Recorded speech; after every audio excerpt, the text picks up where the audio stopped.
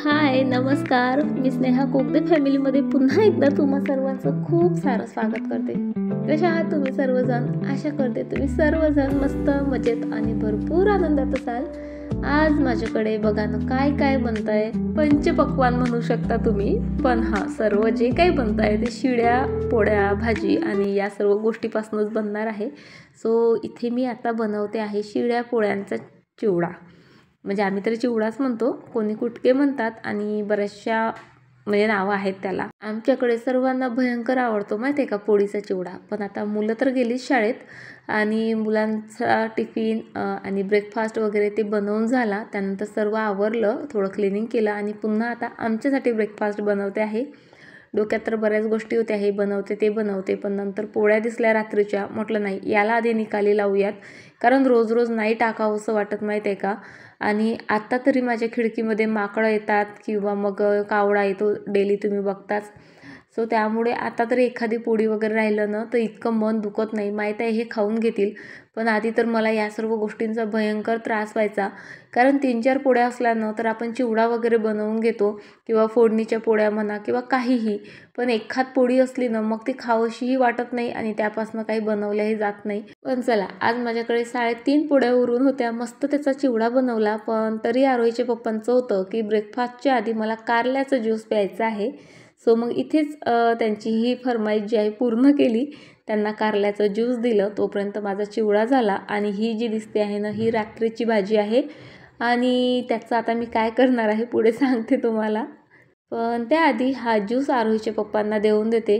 म्हणजे माहिती आहे का, कितीही कडू असेल आंबट असेल ना गोष्टी मी खाऊन पिऊन घेऊ शकते, पण त्याचा स्मेल कसा येतो त्यावर सर्व काही डिपेंड असतं। आणि कारल्याचा स्मेल इतका विचित्र येतो ना, त्यामुळे मी तरी कारल्याचा ज्यूस पिऊ शकत नाही आणि कधी पिणारही नाही असं मला वाटतं।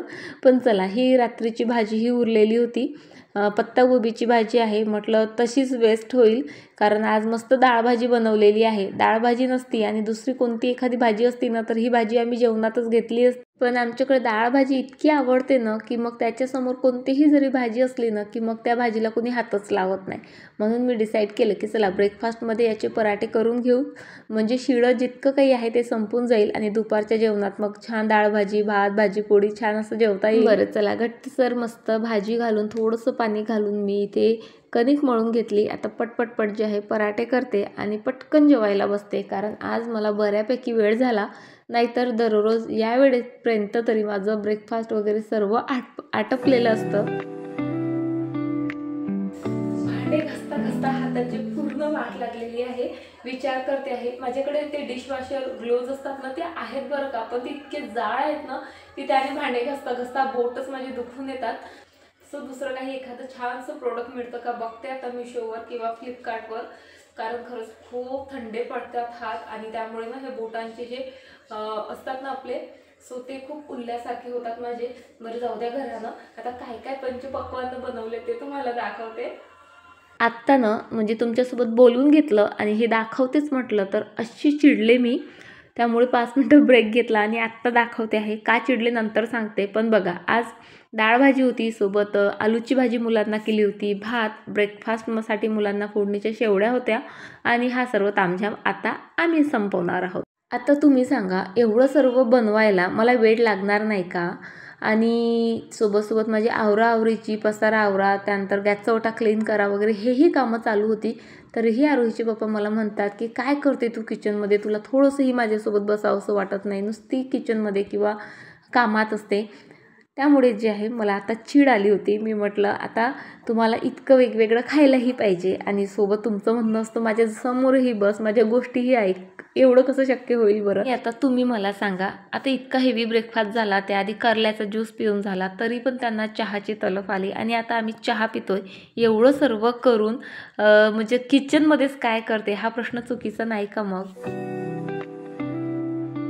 1 ते 1.5 तासापासून मी गार्डनमध्ये होती। खरं तर सांगायला अशी काहीच मोठी कामं मी केलेली नाही, तरी सुद्धा माझा 1 ते 1.5 तास गेला।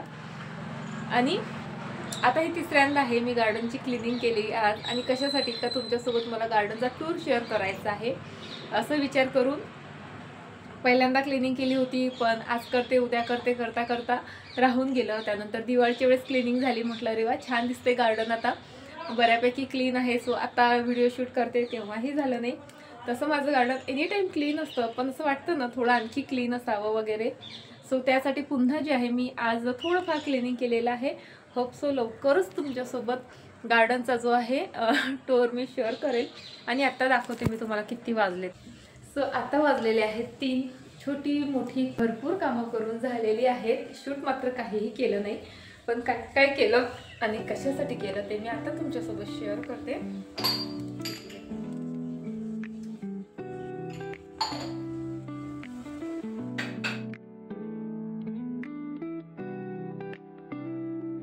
सो ही सर्व प्रिपरेशन केली मी आत्तापर्यंत, म्हणजे जी छोटी मोठी कामं आहेत ती केली. त्यानंतर हे सर्व निवडलं, वॉश केलं, वाढून घातलं, ते वाढेस्तोवर आणखी कामं केली. आता इथे असं मांडलंय तुम्हाला दाखवण्यासाठी खरं तर. सो हे कशासाठी एवढा तामझाम तेही सांगते. आमच्याकडे साऊथ इंडियन पदार्थ सर्वच, मग ते इडली असो, डोसा असो, वडा असो, उत्तप्पम असो, अप्पे असो, भरपूर आवडतात, खूप जास्त आवडतात. आणि पण आमच्या पप्पांचं कसं असतं की त्यांना ब्रेकफास्ट पुरतंच ते आवडतं, जेवणही बनवावं लागतं. त्यामुळे हे सर्व पदार्थ एकतर माझं बनवायचा कंटाळा येतो की हेही बनवा, मग स्वयंपाकही करा. आणि हे पदार्थ बनवणंही सोपी नसतं, म्हणजे बनवायला जरी सोपी असले ना तरी आदल्या दिवशीपासूनच आपल्याला आपला वेळ त्याला द्यावा लागतो.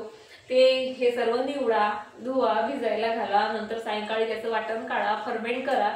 त्या सर्व गोष्टीमध्ये वेळ जातो, मेहनत जाते, शिवाय भांडे भरपूर पडतात. ते एक वेगळंच टेन्शन असतं.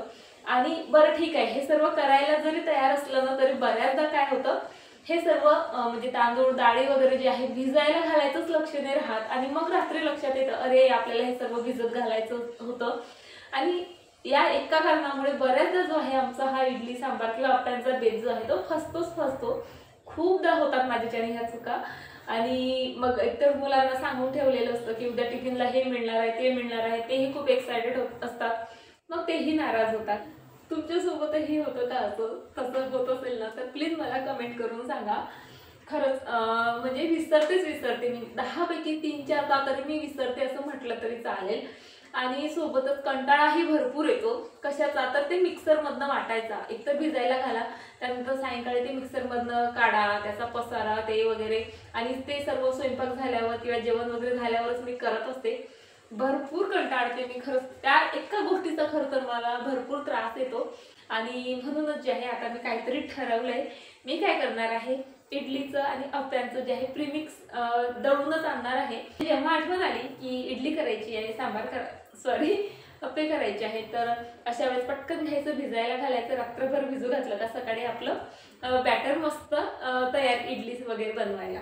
सो असं जे आहे माझ्या डोक्यात चाललेलं भरपूर दिवसापासून, पण प्रत्यक्षात ते आज येतंय.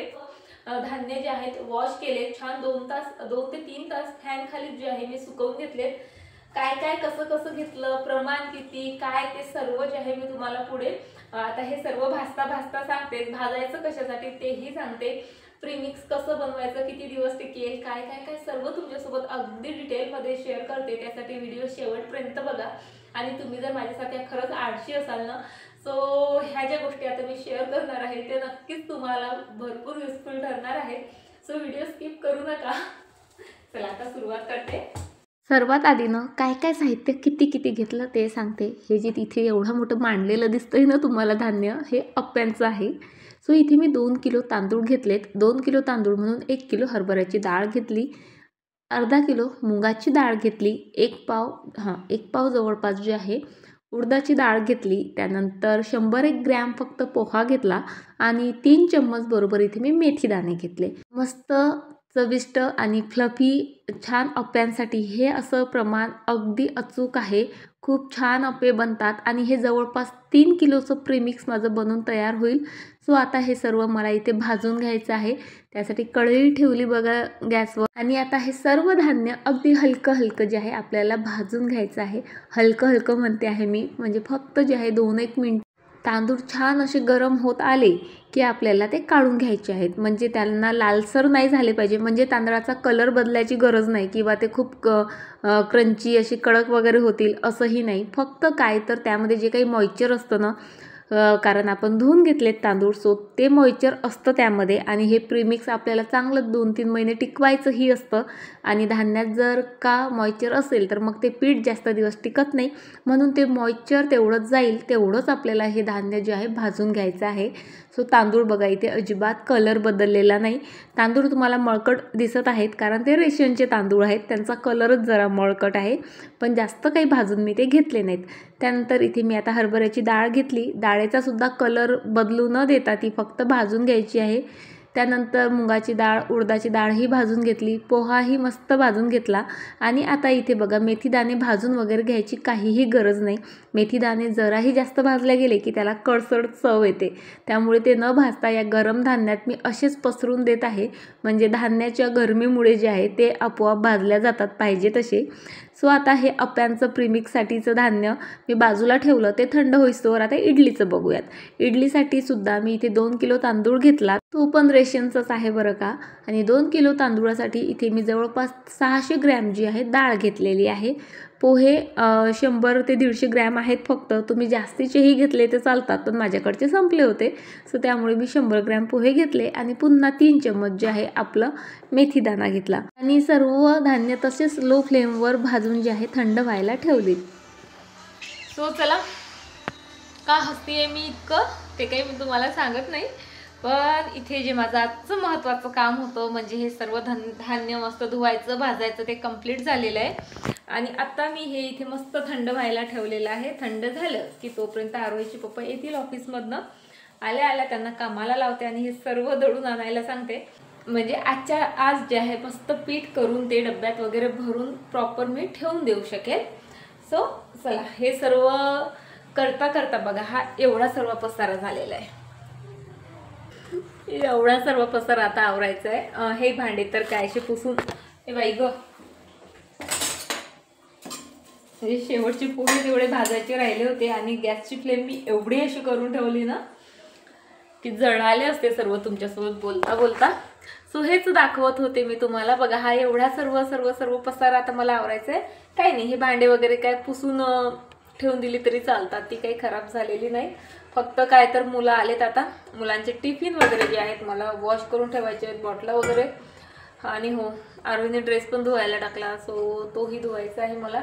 पण त्याआधी मॅडमची फरमाईश आहे, तिला कॉफी करून पाहिजे. असं असतं माहिती आहे का, मी कधीच कॉफीची बॉटल जी आहे ना अजूनपर्यंतही माझ्या घरी तुम्हाला दिसणार नाही, मी कधीच आणलेली नाही. घरी असलं की मग सर्वांची नजर त्यावर जाते आणि मग प्यायची इच्छा होते. बॉटल तर नाही माझ्याकडे, पण तिनेच 2 ते 10 वाले जे सॅचे असतात ना ते मी आणले होते त्या जी बाजारमधनं. सो ते तिला दिसलेत आणि काल परवापासून ती माझ्या मागे लागलेली, मम्मा कॉफी कर कॉफी कर कॉफी कर. सो आज फायनली तिला कॉफी करून देते. मीही पिते, कारण दिवसभर असं थंड वाटतंय ना सर्व, आणि सतत कामच चाललेली आहेत. आणि गार्डनमधलं कामं म्हणजे झाडं आणि पाणी वगैरे त्यासोबत भरपूर खेळून झालं, त्यामुळे माझ्याही अंगात थोडी थंडी भरली. सो मी विचार करत होते मस्त चहा करते, पण मॅडमला कॉफी पाहिजे आहे. सो पाहते आता चहा किंवा कॉफी, तिला एकदा पुन्हा विचारते. आणि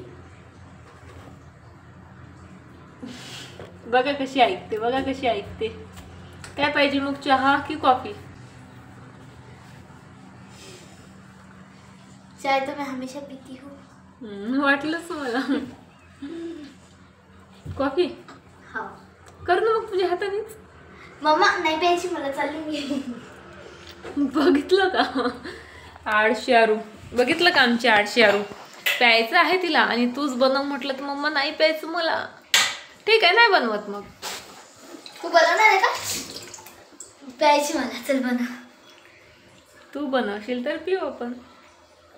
राहू दे, चालली मी. सो इडलीसाठीचं ही सर्व धान्य भाजून झालं. शेवटी त्यामध्ये मेथी दाणे घातलेत.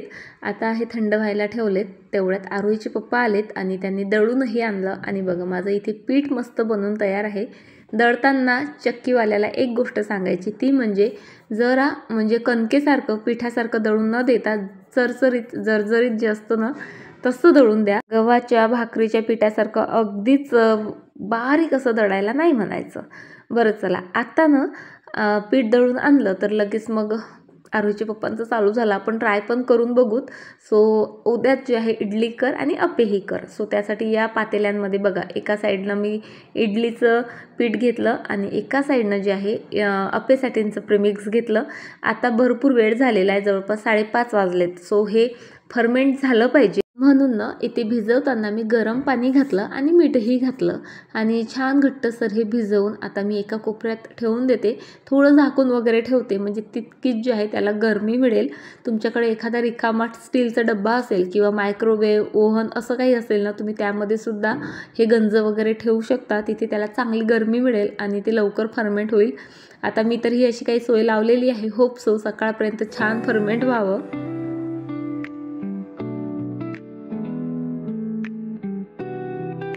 सकाळपासून नुसती कामच चाललेली होती आणि घरातनं बोरही फार झालं होतं. आणि आपली सर्व्हिस कामं बघा, नुसतं उभं राहून करतो आपण आणि त्यामुळे पाय न जे तळपाय असतात ते बऱ्यापैकी असे जळ होऊन आल्यासारखे मला वाटतात. सो म्हटलं चला आज छान वॉक करूयात म्हणून इथे टेरेसवर आली आणि वातावरण तर असं भारी होतं की विचारू नका.